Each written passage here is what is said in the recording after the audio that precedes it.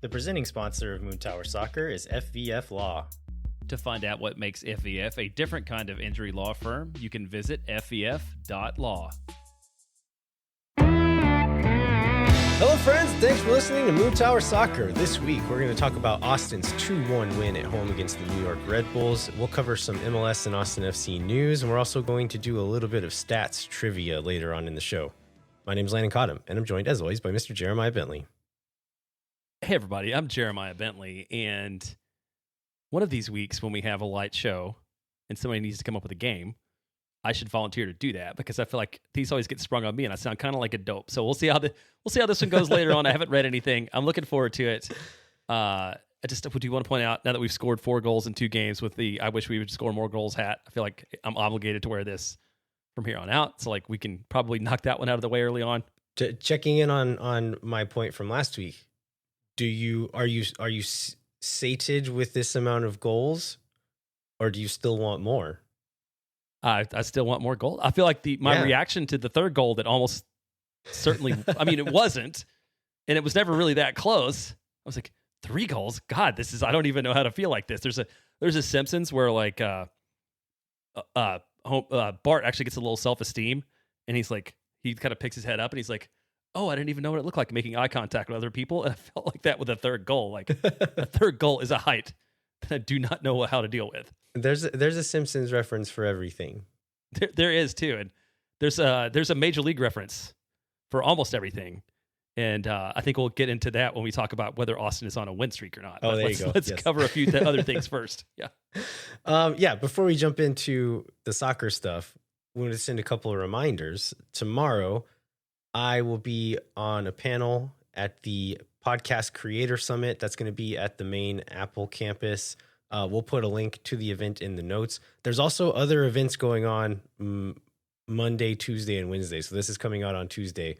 So check that out if you're interested in making a podcast, making another podcast, learning how to make podcasts, or just learning about podcasts in general. That's going to be going on most of the day, Monday, Tuesday, Wednesday. And then the panel that I'm going to be on is going to be Tuesday night, but that's going to be about sports podcasts, and it's going to be me and a couple of other Austin podcasters / sports folks on there. So yeah, I'll put a link to that in the show notes. The other reminder is that Jeremiah and his large son Jackson came over to my house yesterday, and we packed up probably half of the Patreon stuff. So I'm going to get all that in the mail this week. Try to get the rest of it done and in the mail by the end of this week as well. And so hopefully that will all be on the way soon, but you don't have to wait too much longer. Promise. Yeah. And then is there still a call because there's still a few people that did not give you their address. And so there's some unaddressed boxes. Cover that. Yes. If you're in doubt or have never received a shipment from us before, please go into your Patreon account and add an address or check if you have an address there, because I have a few. I'm going to reach out to y'all and let you know if I don't hear from you in the next couple of days, but check it and see if it's on, see if there's one on there. And if not, please add one. Should we get into soccer now, Jeremiah? Yeah, let's talk about soccer. It's great to not have to not talk about soccer because it's not the month of May, and Austin hasn't had a terrible month, and like there's actual joy in talking about the game from the week. And I don't know, maybe in some amount there's like joy in being able to just talk about the game from the week and really dive into it when it's the game that Austin FC wins. Right. Yeah, I was thinking about that earlier today. Like there's quite a bit to talk about in this game, and we actually have the time to do it. And if we're just going to talk about one game, this is a pretty good one to talk about as well. Where should we start here? Well, let's start with the Austin scores twice at home. So now Austin's won 2-0 and 2-1 the last 2 matches. I believe this is the first time, maybe all year, that Austin scored multiple goals in consecutive games. And I wrote the Major League line here. Austin is almost on a win streak because there's a line where Lou Brown, the manager of the Indians in that movie, says, we won yesterday, that's 1 in a row. We win today, that's 2 in a row. We win tomorrow, that's 3 in a row. That's called a win streak. It has happened before. The 2. Let's start with 2. Let's enjoy 2 for now, but let's hope for 3. We'll talk about that one in a couple of weeks. But we actually scored 2 goals in this game as well, which if we were serious podcasters, we would have looked up how many times that's happened this year. It's not many, and hasn't probably ever happened twice in a row either. Yeah, I do not believe it has. So let's talk about the nature of the chances, because statistics wise, Red Bulls has more possession. Red Bulls has a lot more shots, but a lot of those shots were very low XG shots, right? They were like a lot of shots from distance, shots, a lot of chance going on target. They have one goal in the first half, although I believe no official shots on goal in the first half, because the one is an own goal that goes off Brandon Vasquez, and I'm sure we'll get into that. So while Austin didn't have a ton of opportunities, I think they ended up with 5 shots on the night, but 4 on goal. They were much more threatening opportunities, and there's 1 or 2 of the other ones that didn't go in that we will talk about too that could have led to even more goals.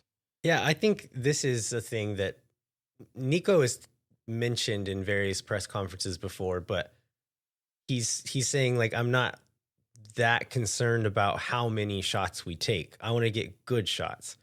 And that's, I don't know, that sounds a little bit like an excuse in other games where, okay, you had 5 chances and none of them were that good, or you had 10 chances and only 2 of them were good, but your striker missed them.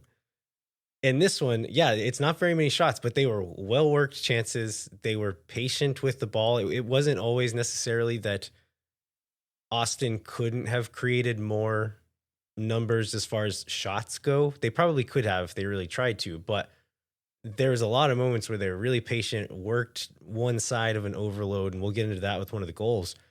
But it was the kind of possession where they had some intent, they had some purpose, they were playing with a little bit of confidence in the attacking third, and then were able to capitalize and get in and get a chance created, or were really ruthless in those transition moments and were able to win a ball, turn the tide the other way really quickly, and get some players in behind.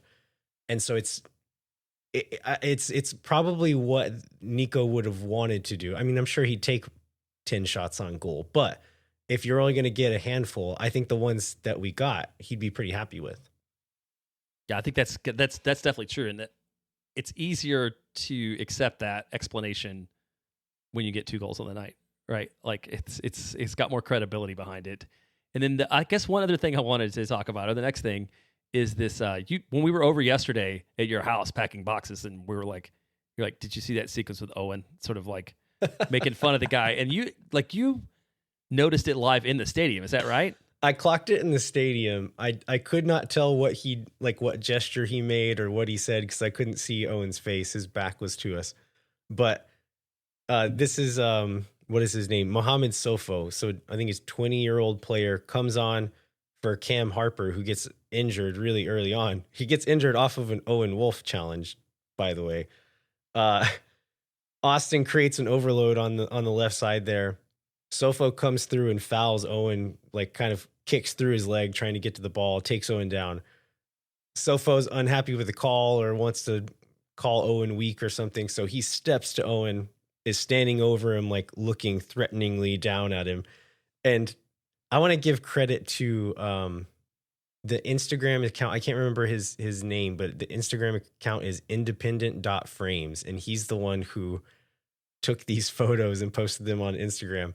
But he had lots of photos throughout, so find the one of that game and kind of scroll through and find the ones of Owen.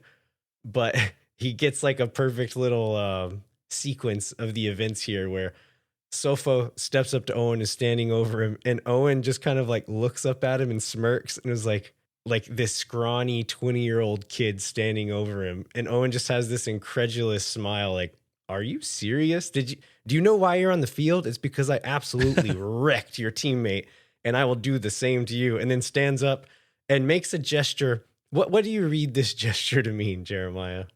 The gesture he makes with his hand here.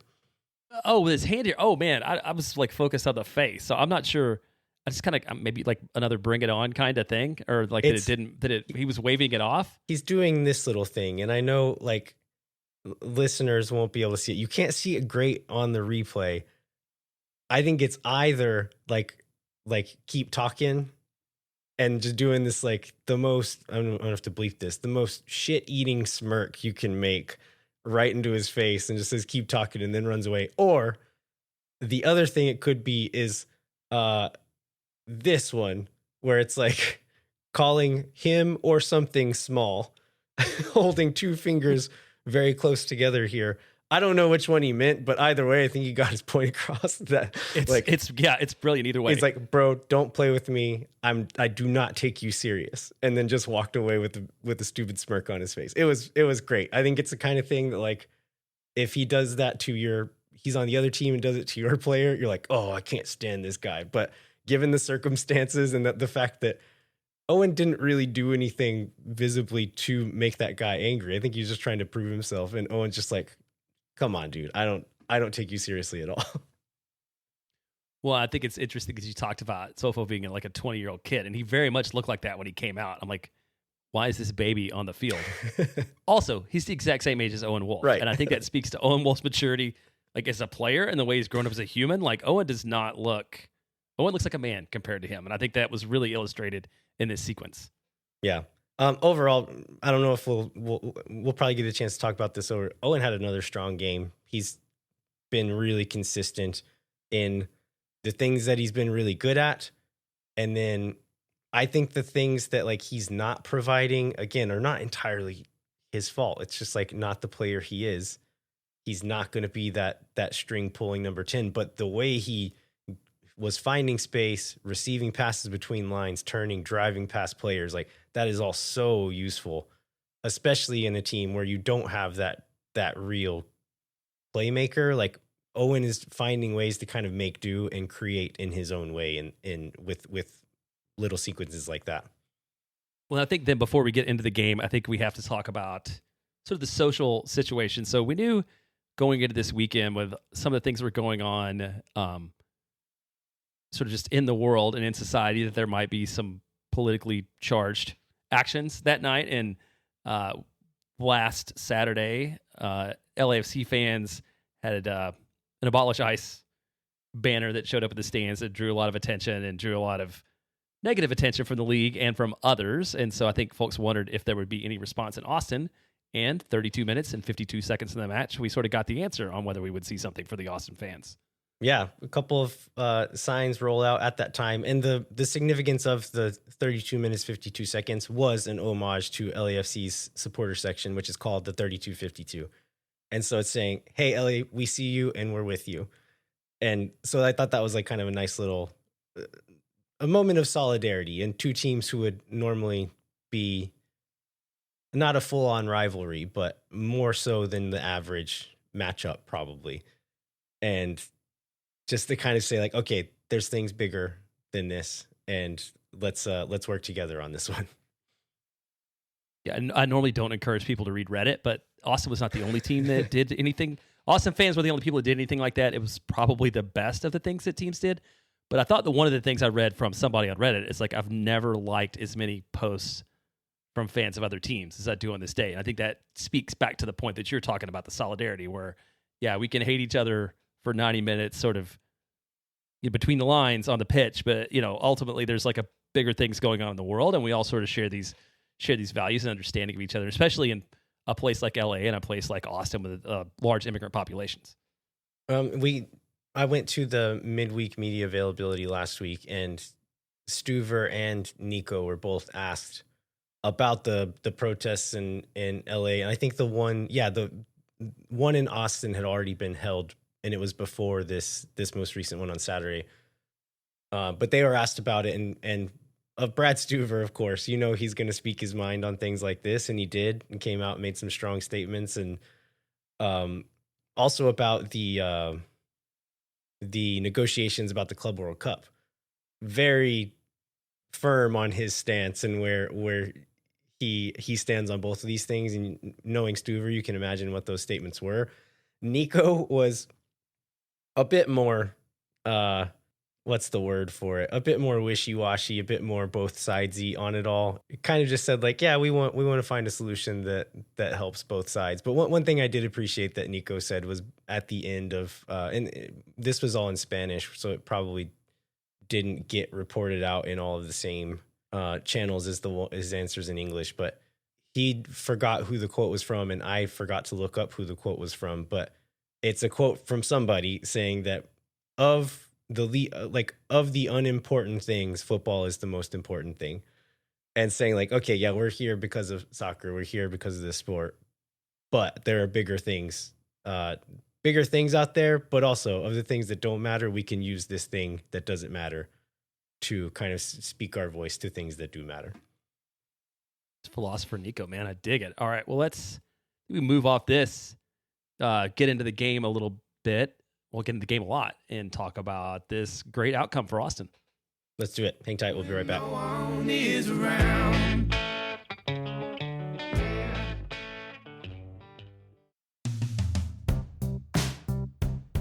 Moon Tower Soccer is brought to you by our friends at FVF Law, the official injury lawyers of Austin FC. FVF is a different kind of personal injury law firm dedicated to community, transparency, and client education. And they have their own podcast called Summary Judgment. You can check it out wherever you get your podcasts. You can go to fvf.law to find out what makes FVF a different kind of injury law firm and why understanding your legal options can dramatically change the outcome of a case. Once again, that's fvf.law. Amplify Credit Union is a member-owned financial cooperative that served the needs of Central Texans for over 5 decades. As a credit union, Amplify has no shareholders or parent companies. That means more of your money stays in the community. Amplify has been the home of fee-free banking since 2022. Their free checking accounts come with 0 overdraft fees or minimum balance. That means Amplify's fee-free checking accounts help you get more mileage from your everyday spending. Amplify membership is open to any Texas resident. Learn to trust your bank again at Amplify Credit Union. To learn more and to register for free parking at the Amplify Esperanza branch on game day, go to www.goamplify.com/moontower-soccer.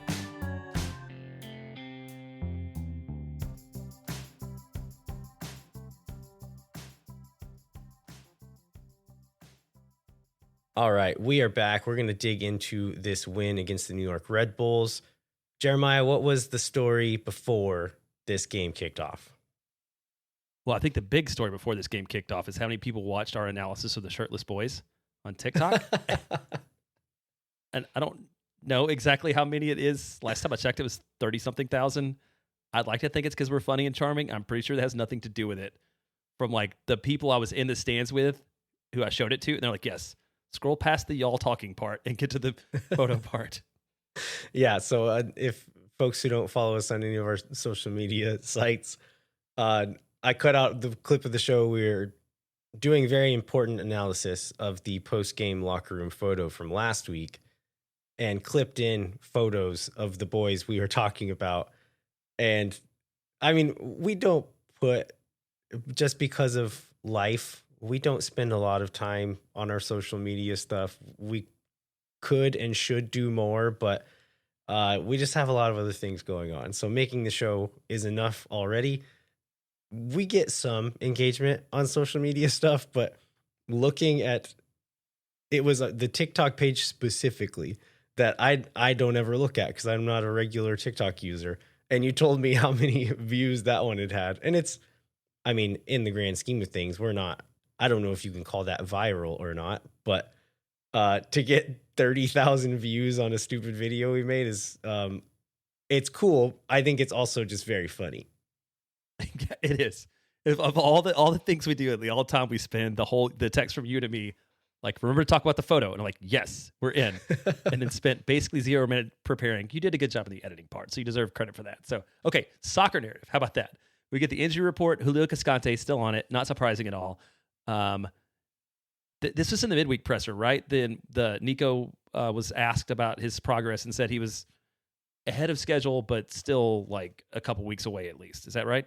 Yeah, I think he said that he would maybe get back on the field this week, although I think they're off for most of this week. They are off this week, right? Yeah.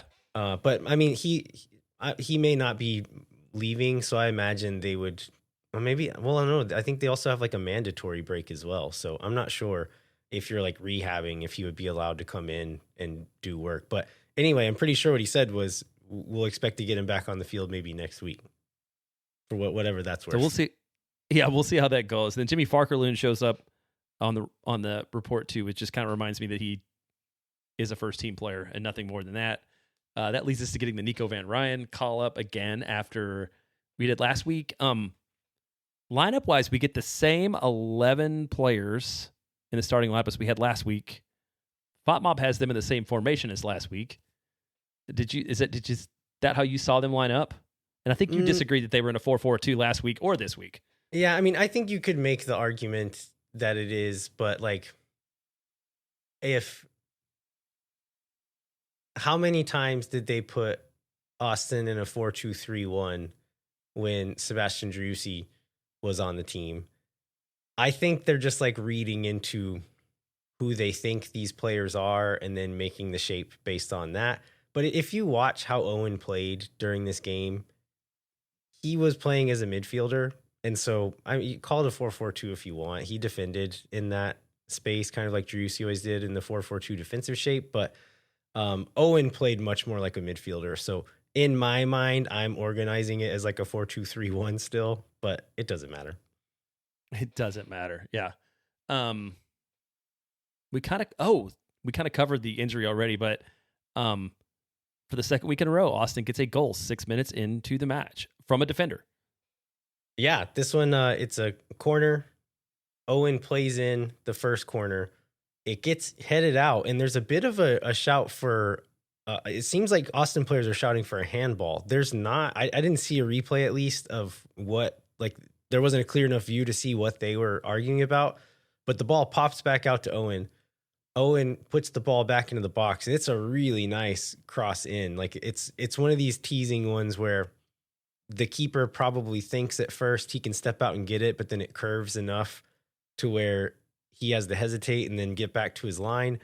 But it falls right into kind of a no man's land in between two defenders, and Guilherme Beers there waiting to attack it. Gets a really strong header on it, so much so that I think Coronel, the keeper, gets some fingers to it and can't keep it out. But really, really nice header. Good to see that from Beer after a couple of weeks ago when he misses two headers from a similar distance that were easier to score than this one, to come in and just put really nice technique, really nice contact, and a really nice goal. We mentioned this Cam Harper injury in the first segment, but this is in the 12th minute. Owen Wolff goes in on a challenge. I didn't realize this in the stadium, but when watching the broadcast back, it's like a pretty gnarly little challenge. The broadcasters were talking about, like, I wonder if the ref is going to want to review this and maybe give a red card here.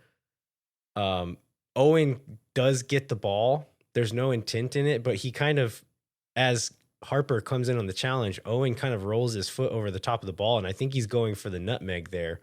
But then Harper kind of lunges in, and Owen has to throw his foot at it faster, and his foot rolls over the top of the ball and goes into Harper's leg really high and really strong.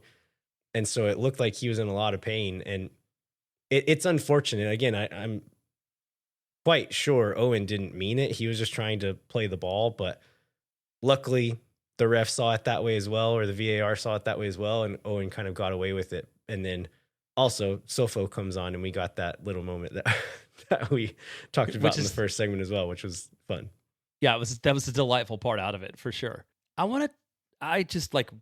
thought I was paying attention in the stands when the New York goal came in, and I was very confused by what happened, and only going back and watching it and seeing sort of where the ball started and ended, did I finally figure it out. So this wasn't even really a shot, was it? No, it was a cross, and it was a good cross. Like the ball from Forsberg was really nice, but it's similar situation to Austin's goal where the corner comes in, Stuver punches it out, but the rebound falls to a Red Bulls player. They push it back out wide to Forsberg, and he puts another ball in. And yeah, it doesn't, like, the ball doesn't look like it's going to actually land on a Red Bull player's head, but the placement makes it just really awkward to deal with for Austin, where it's one of those that, like, it's probably going to curl close to that far post, but it's going to drop low enough that, like, the keeper could come out and punch it, but if he doesn't get there, it's in a dangerous spot. And so, like, credit to Forsberg for playing the ball in there. But yeah, Vasquez doesn't know that there's nobody behind him, doesn't know that Heinzike has the only player there pretty well marked, and he might win the header. And so Vasquez goes up to head it. It just flicks off of his head, and then still has some spin on it, and just curls right inside that far post. And, like, if he does that on an offense, like in his own goal, you're saying, like, whoa, that's one of the best headers I've ever seen. But He didn't know Yeah. anything about it. It's just really unfortunate. Like it's hard to fault him on this one. Yeah, and then I think late in the first half, Austin had a fair amount of chances, none of which come to anything. The momentum chart there, whatever site you look to, is pretty green, pretty Austin heavy. There any of those in particular you wanted to call out? No, I mean there was after that goal, Red Bulls kept keep it in our end for a long stretch, and they get a couple of half chances off set pieces, but they don't really challenge Austin too often. Austin had some offensive ideas in the first half, but weren't really able to fully connect on any of them. So they didn't really get any strong chances there. So we kind of just, that's what happened through the half. The second Austin goal comes not long after halftime, though, in the 52nd minute. There's a nice sequence leading up to this involving pretty much every line of Austin players. So Red Bulls clear a ball upfield to Forsberg, but Heinzeich reads it, is able to get to it and cut it out, and heads the ball back upfield to Owen Wolf. Owen has his back to goal just past midfield, and it's a really nifty move here where he kind of takes the ball on his thigh and the ball's still in the air, and then he kicks his leg up and flicks the ball over his own shoulder so he can quickly turn, and then the two defenders who were facing him are now facing the wrong way, and he just leaves them in the dust. And so he runs into a dead end as he approaches goal, but draws 3 or 4 different players towards him at one point, lays it off to Danny. He plays it out wide to Bukhari, and then him and Dessler and Danny and Sabovic are all kind of working that overload on the right side. And this is kind of what I mentioned in the first segment, where how many times in Austin history do you play a ball wide right? There's not an immediate, obvious solution, and then you just drop it back to a center back. Like, that's what happens a lot, and it doesn't happen here. And I think a lot of it has to do with like growing chemistry, but then also just the personnel who is here, where Dessler and Bukhari and Sabovic and Danny, who are all over on that side, they'll face up a player. They'll face up that defender. They'll hold the ball a little bit longer, and they'll wait for something to open up, as opposed to that like horseshoe of sadness kind of thing. But Sabovic ends up trying to like chip a pass through for Dessler, who's in the box past the defenders. But Bukhari is kind of running through that same space at the same time and just brings the ball down on his chest. He turns back towards goal, takes a look up, and like in that moment, what do you expect Osman Bukhari to do? Take it to the end line, right? Like that's what he always tries to do. But almost always, yeah. He gets that head up because I see everything and sees Vasquez making that near post run, and Dessler is standing there, and he doesn't like go out of his way to screen a player, but he just stands there, and it creates enough space between Bukhari and the Red Bull player that he's able to play that early ball towards the near post. Vasquez is crashing there, and he smashes it in between Coronel and the post there. But going back to like working that side there, it's like being able to keep possession that is not just possession for possession's sake, where you're just working it in that horseshoe shape. You're actually working between players and rotating around each other, playing little 1-2s. What it does is like it pulls defenders out of shape. So in this specific goal, one of the center backs had to pull way out wide, and which left Kyle Duncan, who is an attacking fullback, kind of filling that center back role and being one of the guys who's supposed to be marking Brandon Vasquez, who is a very, very good at his movement in the box. Another thing it does is just tires players out. If you like pick a Red Bull player from when Owen receives that ball and just watch them as Austin's kind of playing these passes around, there's a lot of running there. And by the time Bukhari takes that touch towards the end line and plays that cross, Peter Stroud, we didn't mention him at all. Peter Stroud, who is Jared Stroud's little brother, has been starting for Red Bull most of this year. He's exhausted, and he like can't take that next step to kind of get past that Dessler screen. And whenever you can do that kind of thing, it like whenever the moment comes, that run is on, he gets past that guy, like there's a better chance of them being just that half step behind, that half step late to getting there. And it's exactly what happened here. And so all of these little things they're not perfect. Like these rotations, these little combination play moments, they're not perfect, but they have the ideas. The chemistry is growing. And so it's just really encouraging to me that, like, even though it's not always coming off, it's not always working, the chemistry is not always there, they're at least trying it. They're looking for those 1-2s. They're trying to play those little moments. And I think part of it is having guys like Dessler back on the field, but there's other guys who have been on the field all year who weren't doing this, who are doing it now. And I think that's really encouraging. Yeah, I think the next moment before we get to the goal that wasn't is it's 70 and 71. Uzuni comes in, Dessler goes out, Sabovic goes out, Ilya comes in. So how does that shape shift then when those two guys come in? So Ilya for Sabovic is essentially a straight swap. Uzuni comes on for Dessler, and Uzuni goes to the left wing. Gallagher drops back to right back where Dessler was. And then eventually, with a later sub, Uzuni ends up shifting to striker, and Robert Taylor goes to the left wing. But that's kind of how that one worked in that first sub. All right, well, let's talk about the really pretty sequence that almost leads to the third goal, except for Brendan Vasquez is clearly offside. Yeah, this one starts with kind of a loose pass to Bukhari. It gets cleared back up field towards Forsberg. Svatok reads it really well, is able to get there first, punches it upfield to Danny. Raheem Edwards, their left back, who was the one who stepped high to win that pass to Bukhari and punches it back upfield. He's still high because Austin kind of turns that play around so quickly. He's still really high and out of position. So Danny splits some defenders, plays Bukhari up that right side, and he pulls the center back to him again. Vasquez makes a run through the space that was left by that center back. And he plays Vasquez in behind there. Vasquez squares the ball into the box. I kind of think he was maybe aiming for Bukhari, who had kind of underlapped back through again. But anyway, there's three guys crashing the box there. It gets through to Owen. Owen takes the touch and finishes. I was pretty sure in the moment, even like not even with a very good angle, that this one was going to be offside on that Vasquez pass. And as soon as the ball goes in the net, that flag goes up. And I don't think they need to review this one for very long. No, they didn't. They did not spend a lot of time trying to decide whether they needed to go VAR on that one or not. That Vasquez probably thought that Bukhari was going to play him through sooner, and so he kind of picks up his speed and gets in behind, but Bukhari takes one more touch, and that's why he ends up offside. But it's a shame. And again, talking about like limited chances, this was a well-worked, well-created chance. Like Vasquez didn't need to be offside. He just was. Like that play didn't happen only because he was offside. And so that's another thing you can say, like, okay, we didn't create a lot, but the ones we created mattered. And there's a few that didn't count that could have mattered as well.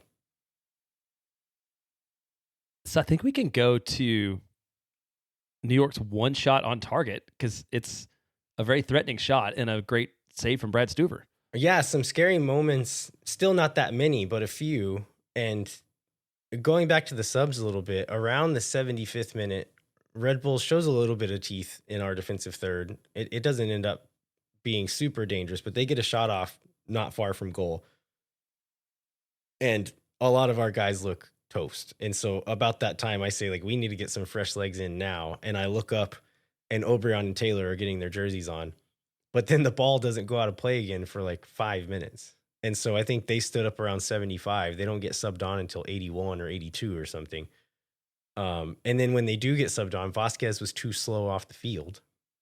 And so with the new rules, if you don't leave the field within 10 seconds, the player who's replacing you has to stay over there for a full minute and then wait for the next stoppage. And so Taylor ends up off the field, like just sitting there waiting to come on for a minute and a half.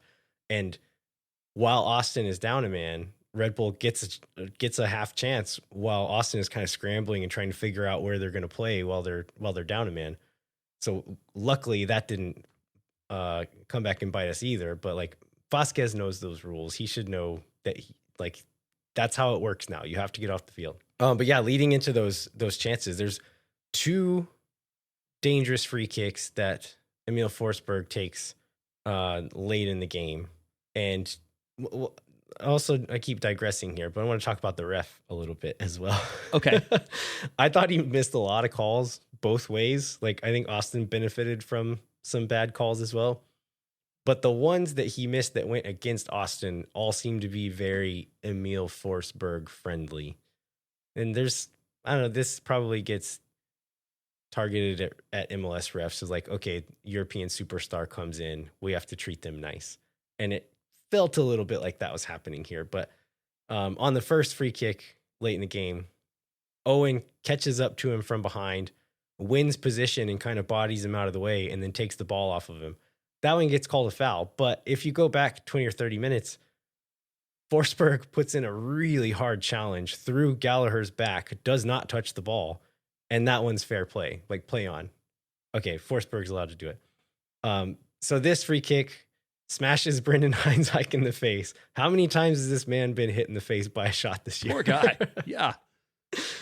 But the wall does its job, and I think that's been a kind of a theme this year where Austin actually has some tall players on the field this season, and it's been showing in these walls. Like, I think Stuver does a good job setting him up, but you can't teach someone to be 4 inches taller. And it seems like pretty regularly we have free kicks that are going off of the head of one of these tall guys that are in that wall, which is, I don't know, good scouting, just a good strategy to have more than one player over 6 feet tall on the team.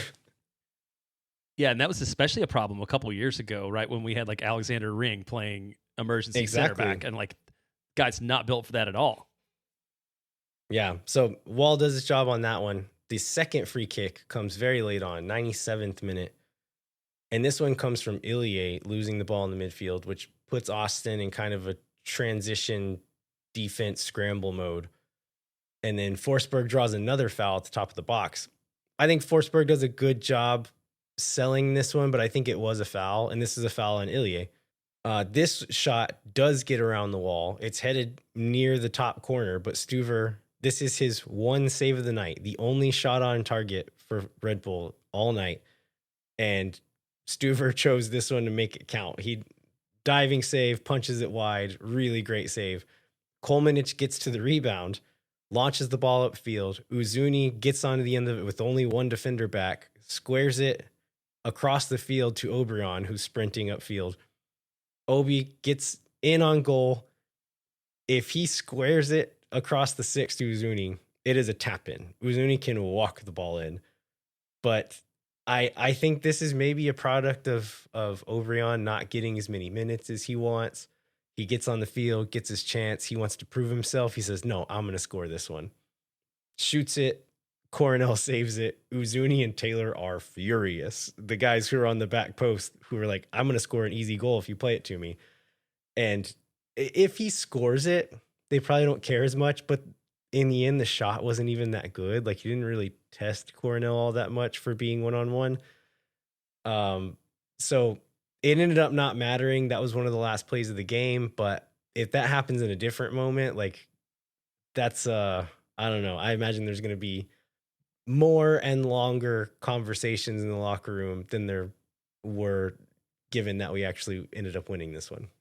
Yeah, that context matters a lot. Well, let's go to some players. I thought it was cool. So after the game, we see Svatok get, I believe, his first chance to beat the drum, sort of as the Austin man of the match. How'd you feel about that pick? I mean, yeah, I don't know if he was the absolute best performance of the match, but the context of, okay, Biru scored a goal. He's a defender. You can guarantee he's going to be on match day of the week. Like clockwork, it came out today that he is on the match of the week. Biru had a good game. No shade towards Biru, but Svatok was huge in this game in ways that will certainly not end up in a box score and will only end up on nerd sites where you look up very specific, detailed metrics and stats. But he regularly was matching up with Eric Maxime Choupo-Moting, who's, if you recognize that name, it's because he played for teams like Bayern Munich, Paris Saint-Germain, Schalke, Stoke. Like, he's played for some really big teams, and he's playing on this team now. And Svatok kind of made him disappear for most of the game. He was winning these 1v1 duels. Choupo-Moting gets in behind 1v1 with Svatok and he wins a ball at the top of the box. There's several moments like that. And then whenever they would play like long balls over the top to him, I don't think he won any of those. And this is a kind of like a strategic thing I saw Svatok doing that I think would be interesting to talk about, where as soon as the ball gets played long, Svatok would immediately initiate contact with Choupo-Moting and just lock on and not let him move.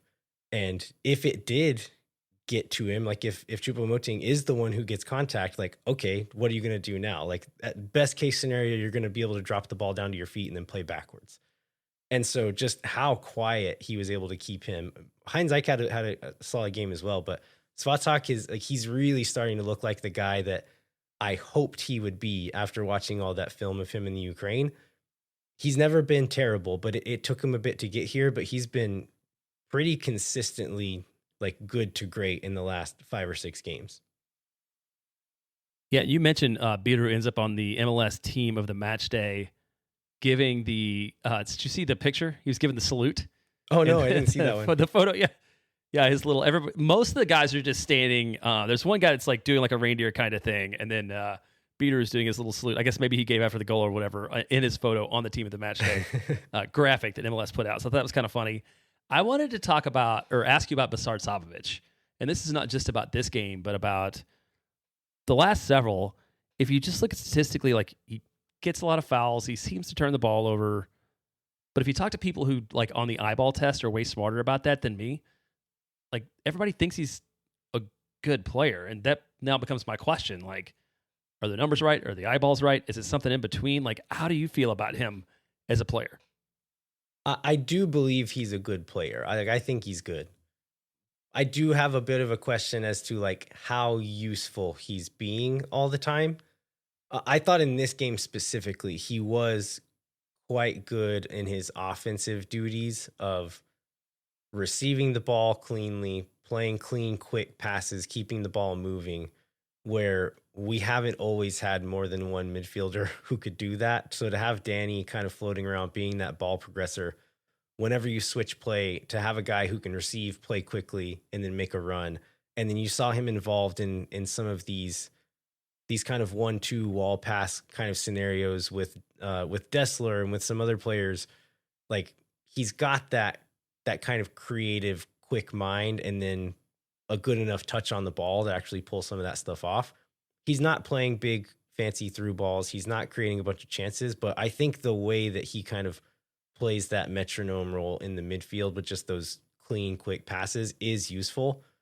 You mentioned the fouls. I think that's something that he needs to get cleaner on. Like he has this very like bull in a china shop mentality to defending, where the aggression and the physicality can be good, but you need to pick your spots, and you can't just run through the back of every player who has the ball in front of you, because I mean, you're giving up a lot of fouls, but sometimes in bad situations where you're giving up free kicks, and especially with a team with a guy like Emil Forsberg, like most of their best chances came from set pieces. And so you don't want to give them any more of those than you have to. Well, and the one other player, we talked about him a little, but, Mirta Uzuni saw a little bit of action on international duty, saw his baby for like the first time, maybe for a few minutes or something while he was away, as reported by Verde all day. So obviously he's got life stuff going on that probably is affecting his play on the field. But, I mean, I almost feel like what he did in some amount of time on this week is like the best possible use of him right now, where it's basically like a backup number 9, and you go with Taylor, Gallagher, Obi on one wing is your combination. I mean, I'm at the point where I'd like to see Taylor get meaningful minutes. I know some of it's like not, some of it's like limited time is because of the coming back from the injury and not want to overload him. But I mean, what do you think about where you see Mirta Uzuni in this team over the next few weeks? Yeah, Nico ran out the same starting 11, and he said like, these guys did well, I want to reward them and let them go again. And he mentioned a couple of weeks ago about like rewarding Gallagher for just being such a team player and just doing whatever they ask him, and saying like, he didn't say this, but if you wanted to try to read this between the lines, I think there's an argument for it, saying like, I don't know if Gallagher's the best one there, but I owe him one. And so I'm going to let him start in the wing in this game. And then he had a good game. We won, rolling back out again. I don't think he was great in this game. And I don't know that he necessarily earned himself a guarantee start. I'm with you. If it's not going to be Gallagher, I would prefer to see Robert Taylor play on that left wing. If Uzuni does get a start, I think you have to play him on the left wing. You have to give him some specific instructions to not just be another striker, because Austin has looked the best they have in this whole year in these last 2 games. And it's been in that structure with players who fit in those roles. If he can't fit in that structure right now, like, he hasn't done enough to keep forming the team around him. You have to play guys in roles where it makes sense. And if he can't do that, he's his backup striker.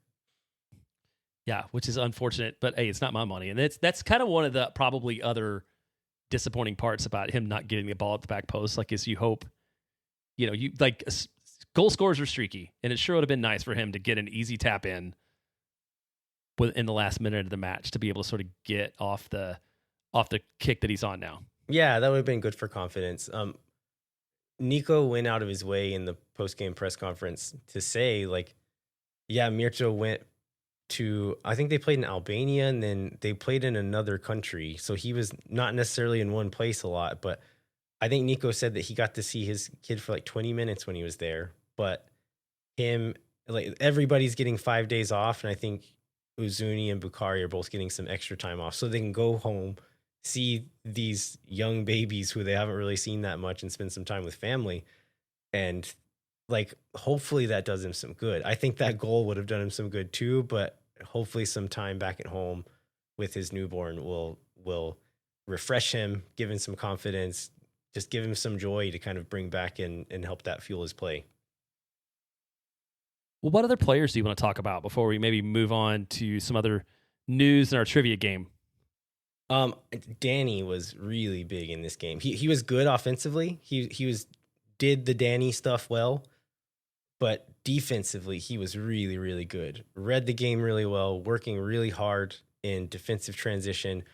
2 or 3 times where he was just hustling so hard and caught up to someone who had won the ball and just catches up to him and takes it off of them from behind, or runs past them and pokes it back to Stuver or something like that. So, like, from a strategic standpoint, did really well, but also just putting in that effort every single time, always making that run, always collapsing back and helping defend.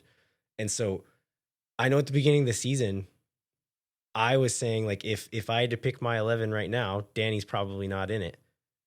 He's showing right now that, like, he deserves to be on the field, and you're going to pry those minutes from his cold hands. Like, Ilie didn't look very good in this game. He was mostly defending, but his few times on the ball, I think, gave it up 2 or 3 times, and one of them led to that last free kick that almost went in. So Ilie's not looking like he deserves those minutes, and Danny very much is. So you can't take Owen off the field right now. You can't take Danny off the field right now. And so, again, I think Ilie's best starts Savovic's back up until proven otherwise. Is that the first game that Danny did not have any blonde in his hair, which at first I did not recognize. I think that's him. right. Is that a new thing? I imagine it was starting to grow out. I imagine he just got a haircut and it wasn't there anymore. Do I have any other player notes? Oh, I want to talk about Brandon Vasquez. So he kind of had another up and down night where he scores the own goal, but then comes back and gets his goal back. Really well worked goal. Some great battling for those long balls, connecting the team in the buildup like he always does. A few times where he would drop in, they play a ball to his feet, and he'd play a first-time ball wide out to Dessler, and he did it to Gallagher one time, and that would kind of break play open, and we were on our horses running at goal with 2 lines of defenders behind us. But then there was also a few, like, mishit passes where if he plays Bukhari a little bit cleaner, it would have set up some really dangerous moments there. So still not 100%, but I'm liking what I'm seeing. And then in the post-game press conference, he did one of those video interviews that We Are Austin TV does, and he was talking to Hernan. And I really like this little bit of humility from him here, where like Hernan asked him about the connection with Bukhari and if they've been working on those connections. And what he said was like, yeah, we've been working on connecting more and making sure that I'm making runs into the right spots when he has the ball. And so you could imagine him saying like, yeah, Buka needs to find me. Like he needs to look up and find me. And he didn't say that. Like it's also true. I think there's some times where that has been true, but I think it's a very positive sign that he's framing it as not like I'm doing things right, he needs to do better. He's framing it as we need to meet halfway and do more to help each other succeed. Where like Vasquez does drop in and play that connector role a lot. And I think sometimes there's been runs this year where somebody wanted to just crash the post and play the ball in, and he tries to be clever and kind of drop back for a cutback pass, and they play that direct ball and he's not there. I think in these moments, Bukhari's going to, as soon as he gets an opportunity, he's just going to rock a ball in the near vicinity of the goal. I think Vasquez needs to be making those runs, and just, if he's on it, you think Buka's going to get a cross off, run. Just crash the box as hard as you can.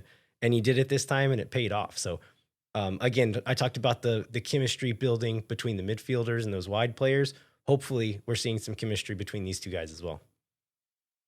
And I think that's a good reason why we managed to see the same lineup two matches in a row. So maybe finally we're setting on thinking these guys are really connecting with each other. And I guess the one thing before we get off this game is I had 6 teenage boys at that match, and Jackson was driving, and it happened to be that we pulled up at a hop squad it parked like right by where Greg, friend of the show, and Jeanette were, and Greg texted me. He's like, it's like a clown car watching gigantic, smelly teenage boys pile out of a 4Runner. But they all made it to the game. They all had a good time. Jackson was trying to teach them the chants. That didn't work, but he did get them to like yell and support. And so I think we've hopefully made a few more converts out of going to that game on Saturday night. Yeah, Jackson did tell me that he was struggling to teach them the rules. So none of them are soccer guys at all? Correct. All right. Well, yeah. Hopefully he's a convert. We saw one of our old trainer from our gym was at the game and sat near us, and it was her first game ever. And at halftime, she came down and she was like, "Oh my God, are they always this fun?" And I was like, honestly, no. But no. Right. Because I think from like a neutral observer, that was a fun game. Like it was pretty action packed, and in a way that like Austin games aren't always. And so I was like, honestly, the game is not always this fun, but the atmosphere is always this fun. And like, it's always a good time to come. She's like, "Oh, we're going to come to as many as we can now." So I think that game alone probably grew some new Verde fans. Awesome. All right, well, let's go ahead and take our second break, and we'll get back with a little bit more news. Hang tight. We'll be right back. Moon Tower Soccer is brought to you by Sage Wilson Realty. The Sage Wilson team is made up of Austin experts who are client-focused and have over 30 years of combined real estate experience. Our friends at Sage Wilson Realty are giving away 2 tickets to an upcoming match. You can fill out the form in the show notes for your chance to win. If you or someone you know are in need of Sage real estate advice in Austin, talk to our friends at Sage Wilson Realty. Be sure to check them out online at sagewilson.com. Our premier sponsor is McGuire Woods Consulting, helping clients in the public affairs space from lobbying at the local, statewide, and federal levels to digital and communications campaigns across the country. McGuire Woods Consulting has offices in 10 MLS cities and is proud to support Moon Tower Soccer and Austin FC because, I'm going to go full Mike Cragnola here, we're never losing again. This is the best team in the world. Heck yeah. Contact our friends at McGuire Woods Consulting at mwcllc.com for more information. All right, we are back. I am going to quiz Jeremiah on some stats trivia here in a little bit. But first, we have a few pieces of Austin FC and MLS news to get through. Jeremiah, where should we start? Well, let's start with a tradition as old as Austin FC has existed. The midsummer season ticket renewals are out every year except for 2022. People complaining about the prices going up with the product on the field. I got mine. They were up a little bit. I don't remember exactly what it was this year. I do know it's basically overall been about 5% a year. Some years more, some years less. Feels like an inflation-adjusted sort of average ticket price change. And I think yours experience is the same, or maybe yours didn't even go up very much at all. Mine went up very marginally. I did not do the percentage math, but I worked it out to where it's like less than $3 per game per ticket. is how much they went up. So it's like $45 for one ticket for the whole year is how much it went up, which is significantly less than it was. Cause I think last year, maybe 2 years ago, mine was closer to like double digit percentage going up. And I didn't do the math this time, but it was definitely not that this time. So it kind of seems like the financial reality and like the demand reality that we've always kind of said and known, like if Austin keeps being bad, attendance is going to go down. They're going to stop making as much money. They can't keep just raising prices. And then like, that's going to affect other things as well. And I think we're kind of finally starting to see that point where demand is going down, attendance is down, regardless of what they tell you the attendance is in the stadium.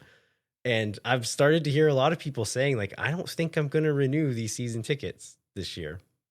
Yeah, and that's, I mean, and not surprising, like you said, given the results and given I think a lot of people were relying on being able to sell some of their tickets to make up for the cost of other tickets. Right. But the secondary market is typically where you're selling them for less than face value, which makes it like, I hate thinking of season tickets as an investment property, but like some people in different financial situations, that kind of is what they kind of have to do. And that proposition is sort of falling apart. So now it becomes just like, okay, well, I'm just going to pay SeatGeek prices for the games that I want to go to and not worry about attending or offloading 20 matches a year. Yeah, and like this year is the first time that I've regularly, like we go to most games, but we have 4 seats and sometimes we don't have anybody to use our extra 2 and we'll sell those. This season is the first time where I've like regularly had to sell them at lower than face value, which has never been a problem for my seats in the past. But like, yeah, I've heard friends talking about trying to decide if they're going to renew their season tickets.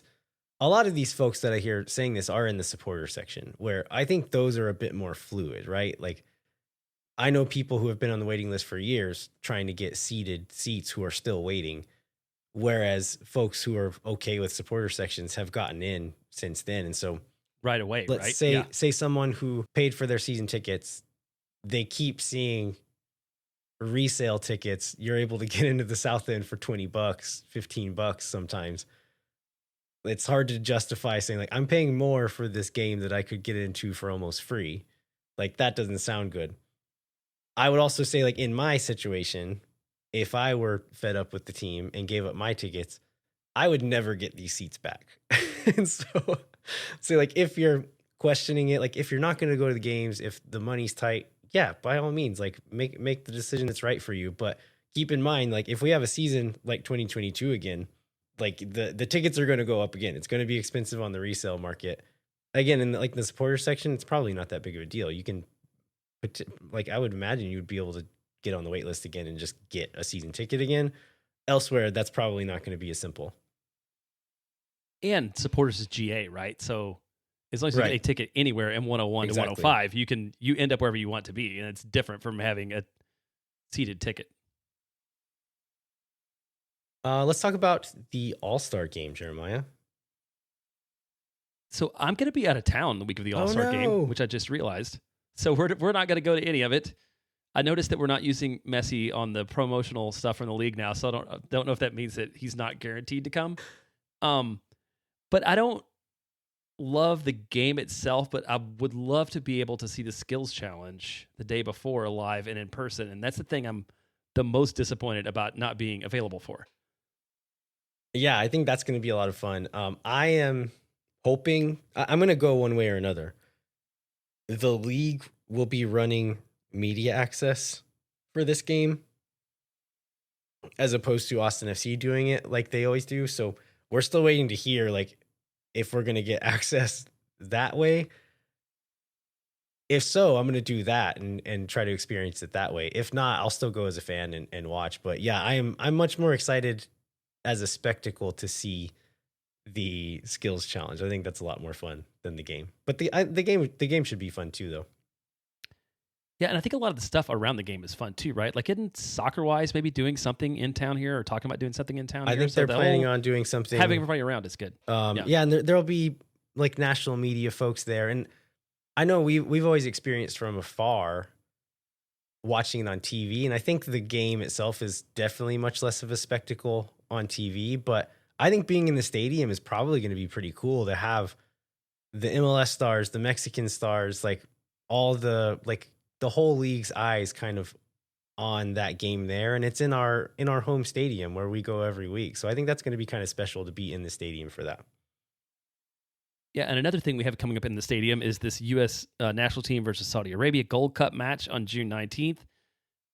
Be interested to see the turnout for this one. I know tickets are still pretty expensive given sort of what it seems like demand, but I think we got a press release today. There's 2 or 3 different sets of player availabilities coming up, for the media and stuff. So I feel like you should probably see some decent content. I mean, it's always cool to see like national team players in Austin talking about anything. That still seems like kind of special. So I look forward to seeing some of that over the course of this week. Yeah, for sure. And those tickets, like in the past, I've looked at some of these national team games like, oh, maybe I'll like wait until the day of and buy these secondhand ones that are for cheaper. But I'm thinking I'd been thinking with like my Austin FC brain where the whole stadium is pretty much season tickets and it's people trying to offload their tickets. Whereas these USA games, these tickets were never sold. Therefore, they're just sitting there at the market value on SeatGeek waiting for you to buy them at the price that it was a month ago. So yeah, I might take a look and see if I can get a cheap one, but I'm not holding my breath on that. Do you want to talk about this player rumor? Or is this player rumor worth discussing? I mean, I think we should mention it, but I am very skeptical. So this is a rumor that attacking midfielder Manuel Lanzini, big European career, who's now back in Argentina at River Plate. There's a report that Austin has been connected with him. I think this doesn't make much sense on several levels. And this source seems like a little less reputable than where we've gotten our other recent player rumors. So I don't really buy this one. And I wouldn't be excited about this one, particularly if it came to pass too. This feels like the type of player that fans get super frustrated by. A 30-something guy that used to play in Europe and doesn't anymore. And, maybe wouldn't really want to be in MLS, not to overly stereotype players from River, but we have that experience. Yeah, and if you look at his numbers, like it's one like we've been burned by that too many times, right? We're like, well, yeah, the numbers aren't amazing, but he's really talented. And I think when he came here, it's like, no, we're not doing that anymore. We're not doing that anymore. We're done. And then also just like money wise, like he's at River, he's probably making decent money there. We don't have a DP spot. Like maybe the stuff about Bukhari going back to Red Stars is legit and that's what they're planning to do. But there's just so much about it that doesn't really make sense. I mean, he does play the position that we need right now, but that's pretty much the only thing that would make sense about it. Right. Well, and then we'll talk about, we don't have a game this week. We're supposed to play Seattle in 2 weeks. I guess there's a chance of the advance in the Club World Cup that they would still be playing. And so this game would have to be postponed. But they lost to Botafogo 2-1. Only 2 teams qualified out of the group. And they still have PSG and Atletico Madrid to go. So it seems like a very long road to Seattle making it through. We watched a little Club World Cup together on DAZN. What's the name of the network? It's DAZN. DAZN, yeah. And that was a frustrating experience. And then I tried to so I went home, I tried to watch the Seattle match, and it had already started. And on the free stream, it would only let me like watch it from the beginning. Like I couldn't start it live. Interesting. It's super weird. Yeah. So I gave up on watching it. Yeah. I did watch most of that game. And yeah, like you mentioned, this is the weakest team that Seattle's going to play. And they were well overmatched. Like Seattle fought really hard. They gave them a run for it. Ended up 2-1. But anybody who watched that game will tell you like Botafogo was a much like higher quality team at the very least. And this is the worst team they're going to play. Going to play PSG and Atletico Madrid. Like I would guess that this game is going to happen as scheduled. Yeah, I would plan on it as an Austin fan. All right, Jeremiah, are you ready for some trivia? Yes. Do I have a choice? Wait, first. No. Do I get to say no? Okay, gotcha. Then yes. It's this game is not meant to make you look dumb, Jeremiah, and I think you're probably going to do pretty well. Okay. Feel like you said this is the last time we played a trivia game. And I won't listen to this one either, so it's fine. I don't go back and listen to us after we do these kinds of games. Okay, so what we're going to do is I'm going to name a stat, and I want you to tell me where in the list of all MLS players the first Austin FC player appears. Okay. But we'll break it up into chunks. So let's say, okay, is powers of 10 too big? So like you'll say like top 10, top 20, top 30, or should we do it by fives? Let's do it by fives. Let's do it by fives. By fives? Okay. Yeah, it'll make it more fun. Okay, so we're going to start off with shots. Where do you think, when you're looking at all MLS players, going down the list of most shots from MLS players, where does the first Austin FC player appear? This is like being in line for Southwest. This is what this is. Okay, I'm going to say we're in the A group. I'm going to go with 40 to 45. You overshot it here. It's in the top 15. So Brandon Vasquez has the 12th most shots in MLS. Oh, wow. Well, maybe I understand why we've been talking about him creating a lot of chances and not finishing a lot there. I think if you go to shots on target, oh no, he's 12th in shots on target as well. They're not going in, but he's much lower on the overall goals category, but pretty high on both of those. Next stat we're going to do. Oh, actually, I have a bonus question here. And I mentioned nerdy soccer stat websites. So this one's not going to show up on just like the MLS stats page. But let's say if you're looking at FBref and are filtering certain columns for the whole league, what do you think Brandon Vasquez leads the entire league in? Was something like negative X goal, or like the difference between X goal and like actual goals? Yeah. Whatever that stat is. Goals minus XG. If you go like for the positive, it's Ty Baribo for Philadelphia Union. If you flip it the opposite way, where it goes into the negative, Brandon Vasquez leads the league in that stat, which you can take that a couple ways, where you're saying, okay, he's missed too many shots, or you can say he's underperforming and will regress to the mean. And the goals will come. Exactly. Flowing. Exactly. Okay. Next one. Minutes played. I'm going to go 10 to 15 for Bradley Stuver. He is in the top 10 to 15, but he's actually lower than that. He's number 1 according to the MLS website.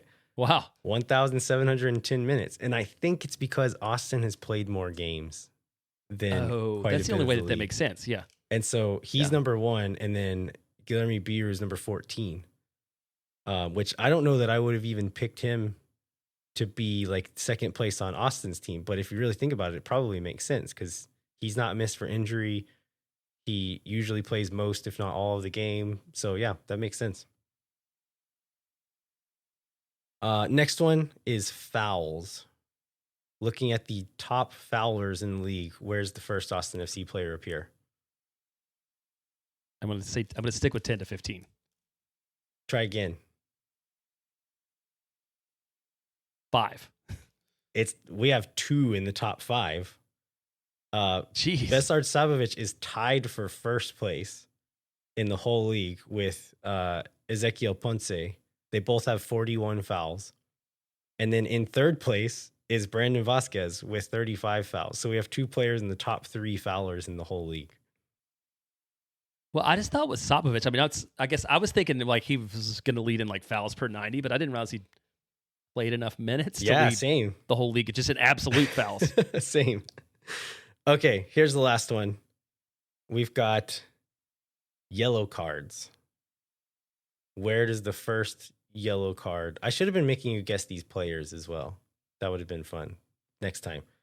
Where's the first yellow card receiver fall in this list? I mean, we have to have somebody in the top 5, given that we've already got 2 guys take a yellow card suspension. We do not. Top 10. And who do you think it is? Well, Ilie is one of them. It is Ilie, because he has gotten another one since his suspension, whereas Sabovic. Oh, I forgot to play my new sound drop from the Nico Estevez press conference. Did you All right, catch this? Besar Sabovic has not gotten another yellow card because he is. I'm a good boy. He's a good boy. I like it.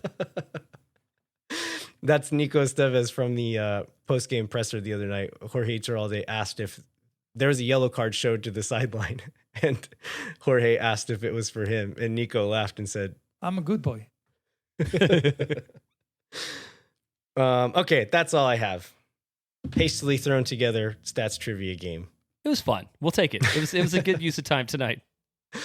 All right, what else we got, Jeremiah?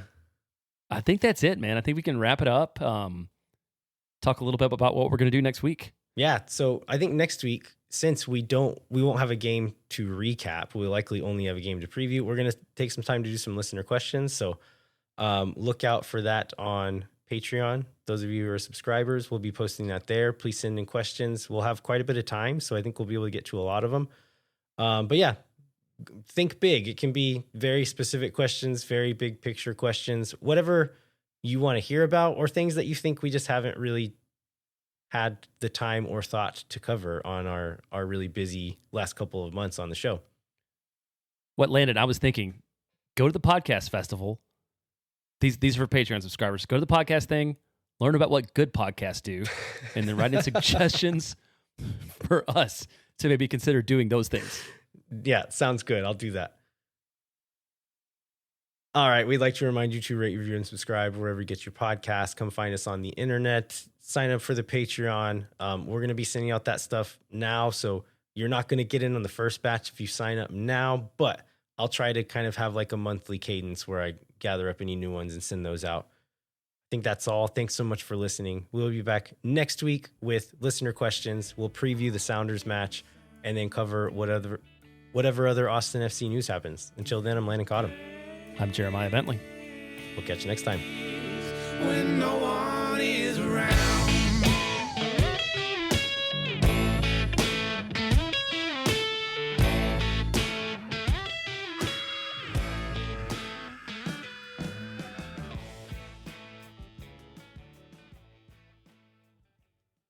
Think for nothings, you never.